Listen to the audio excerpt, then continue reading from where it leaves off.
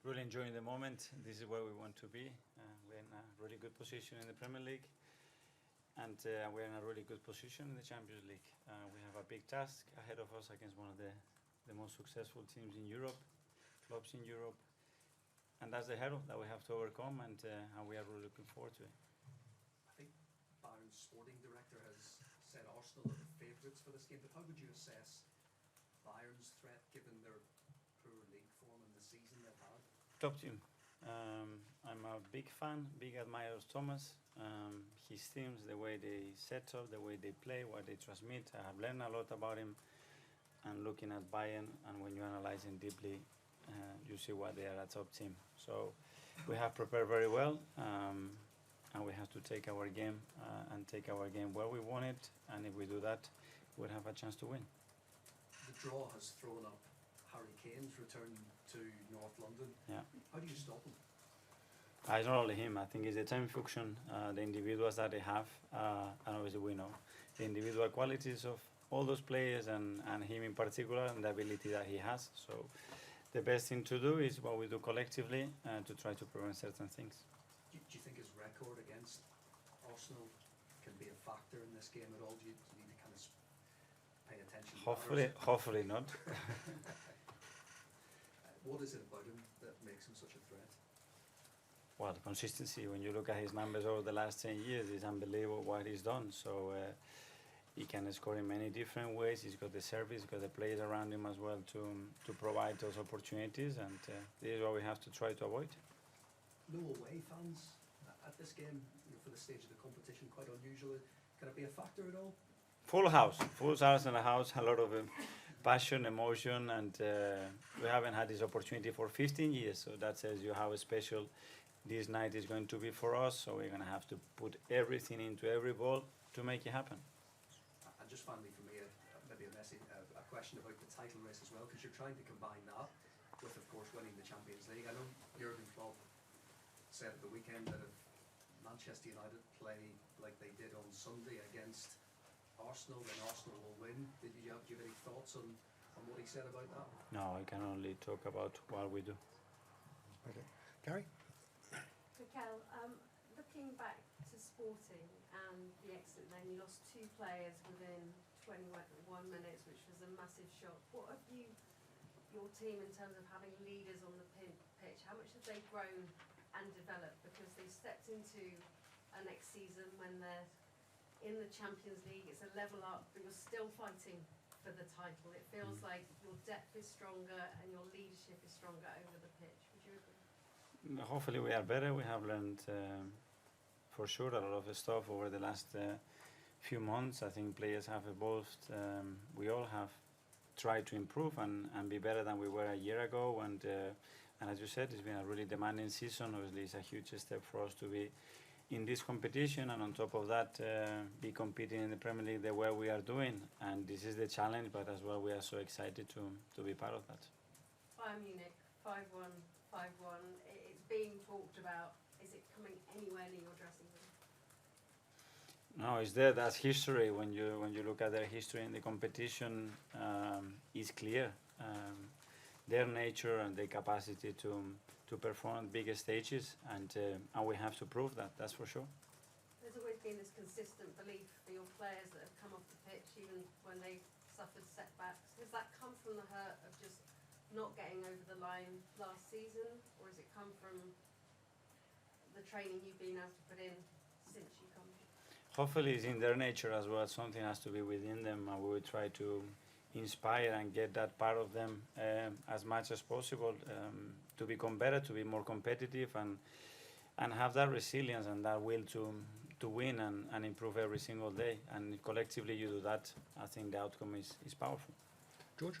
Mikel, just in light of the league table over the weekend and 7 games to go in the league, more possibly in the Champions League, I just wonder, have you almost got to be near perfect from now until the end of the season to win what you want? Perfect in football is difficult. You have to be better than the opponent first, and then, yeah, when you have the moments, you have to be ruthless. And we've been really consistent and trying to be better than the opponents. lately especially, and we have to carry on doing a lot of the things that we are already doing. But you must feel as a manager now that your team they're looking pretty ruthless, aren't they, and strong? Yes, we are in a good moment, and winning and performing the way we're doing, I think it always helps and bring really good spirits and just be focused. Be focused on the next match, and tomorrow is a big task, but we are really looking forward to it. And I know you said you're a big admirer of Thomas Tuchel. Are you a little bit surprised at their form of late and where they are in the league, and will that have any relevance on tomorrow night, that their league position compared to Europe? I don't know. The football is such a competitive environment and so difficult to be consistent that this can happen to anybody. James, CBS. Hi, Mikel. Sorry, this is a bit of a niche question, but the Gabriel's block on against Brighton, quite remarkable stat about the proportion of shots you block. It's somewhere like 33%. Is that something you work on? What does it tell you about your team that you're blocking so many of the shots on your goal? Yes, we do work on that, but hopefully it's on the player's nature as well. We can't just allow the teams to shoot in our goal. We have to prevent every possible scenario that occurs before that, and when it gets to that stage, okay, that's the ultimate opportunity before our goalkeeper makes an intervention. So try to control everything that happens in that chain. Art Athletic. Hi, Mikel. You talk a lot about the evolution of the squad, but I was just wondering, for your evolution as a manager, the Porto game was obviously your first as Champions League knockout game that you managed. I was wondering, for you, were there experiences that were quite new in those games, and how did you take those? Yeah, but I think that evolution is not in relation to me. My evolution, I would think it would be in many other areas, not just because of our results, but as a club, which is the most important thing. We haven't been in this position 14 years, the opportunity to go through the next stage 15 years. So that's for this club a long, long, long time, and we realize that, and that's why as well we have this hunger and desire to make it happen. Claire. Mikel, I just wondered, have you spoken to Xabi Alonso at all for some tips on how to beat Bayern? Great question, but I'm not going to answer that. Obviously, you, as a player, had lots of duels with Bayern in an Arsenal shirt. I wonder what you think the difference is between back then, because back then it was always seen as a mismatch. Arsenal couldn't maybe compete, but obviously now, for many people, Arsenal are favourites for this tie. How much of a difference do you think there is from when you were playing and now as a manager? I don't know. I can understand those debates, those opinions. For us, it's irrelevant. We just focus on the performance that we have to put in to beat a top, an exceptional team with exceptional individuals, and just we have to earn every right in the pitch to make it happen and try to win the match. James, ESPN. Hi, Mikel. Bayern have had a bad season by their standards. They've lost 6 league games. They're not going to win the league. The manager's confirmed to be going at the end of the season. But is any of that relevant when it comes to a knockout tie like this? From my side, no. And as well, it's something that we have no say, no control. We don't know, and we just expect all the time the best from your opponent. But against Bayern, against any opponent, against Brighton last week, when we play Villa at the weekend, regardless of where they are, you always have to expect that they play in the best possible way and be prepared to overperform them. Because they've faced so much criticism domestically all season, does it make them more dangerous when they come to a tie like this? Because they've got the know-how, they've been there before. Hopefully not. Hopefully not. And Okay. the first leg obviously is at home. Mm. How does that change the dynamic of the tie? Is it important to tell the players it's not a 90-minute game, it's a 180-minute game? Yeah, for sure. We know that every knockout stage is like this. The rules have changed as well, and that's very important as well. And you have to be able to manage the game and the scenarios that can occur within those 180 minutes. And one here. Yeah. Hi, Mikel. Hi. There seems to be a bit of a fear no one mentality to this Arsenal side at the moment. How important is it that you try and take that attitude into the game on Tuesday to really show that you do belong among Europe's elite clubs? Yeah, that's something that we're looking to do in every single match, because if we are able to do it in one match and then not in 3, that's not part of us, and we want to make sure that things are ingrained within the team, and we are consistent in delivering these type of things, and I'm proud what the team is showing, the character and the mentality that they're showing, and we have to carry on doing it. Okay, we'll go to 10:30 tonight. We'll kick off with John. Hello, Mikel. Hi. top managers often talk about breaking down barriers and kind of getting over hurdles that have not been crossed for some time. You've mentioned 2009 2 or 3 times already. Yeah. How important is it to kind of make that leap, to make that step forward for this team and for your Arsenal? Well, those things I think generate belief, and what we did with Porto in the manner that you've done it. If you want to overcome those hurdles in this competition, you're gonna have to have magic moment.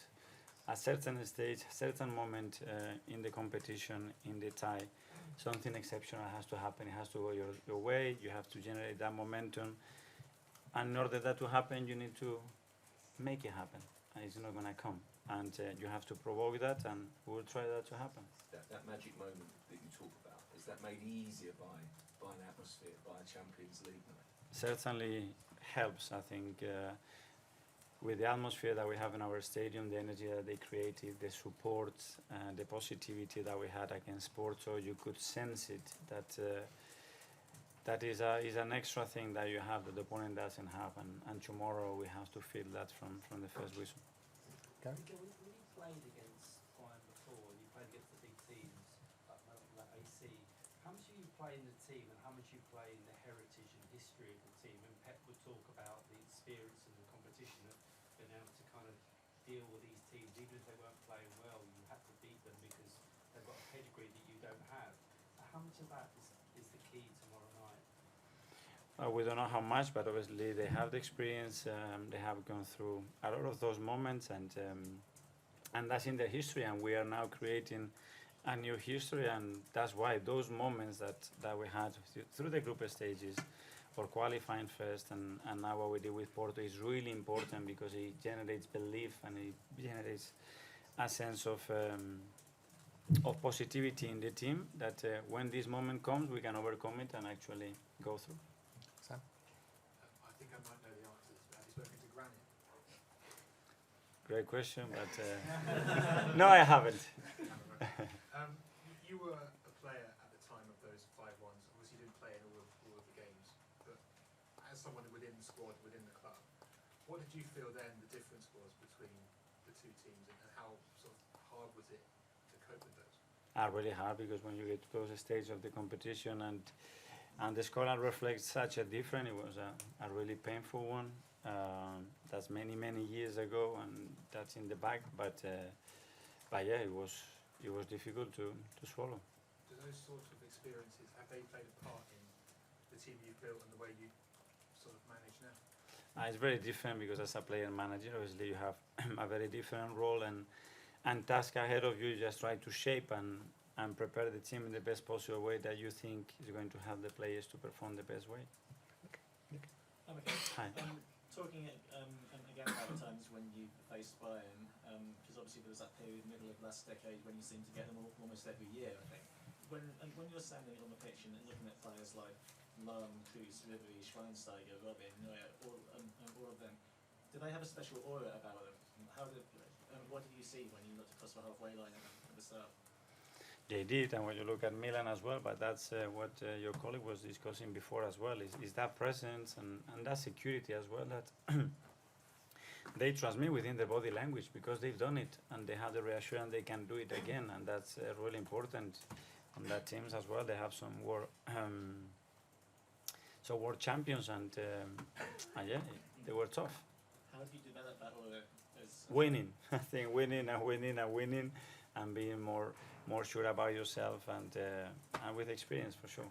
And just on the 5-1 results, I know they get talked about a lot and they're not so relevant to tomorrow, but would it be nice just to put that to bed by winning this tie?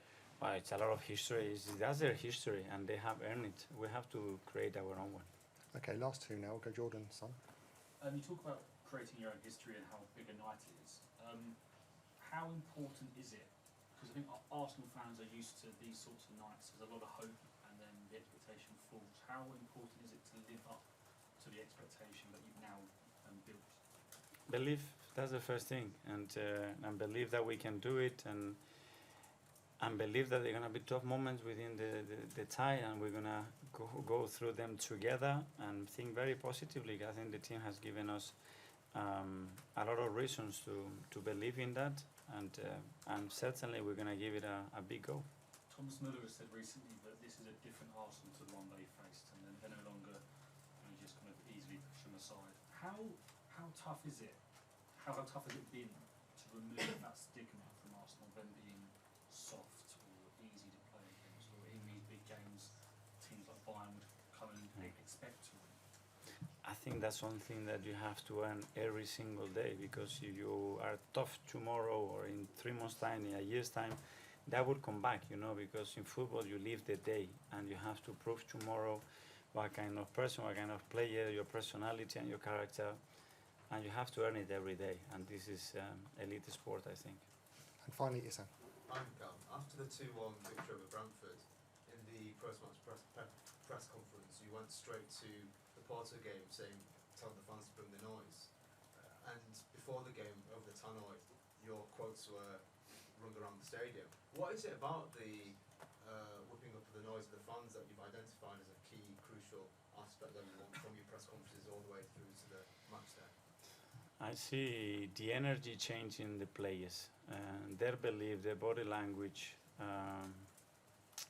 actually how much they are looking forward to feel, how protected they feel. It's like a cushion there to tell them, and a wind blowing in their back saying, go for it, we are right behind you. And you can sense it when we are able to do that at home. It's extraordinary. It changes, you feel things in your body, and tomorrow we have to feel that let's go on, and we have to be ready for every ball.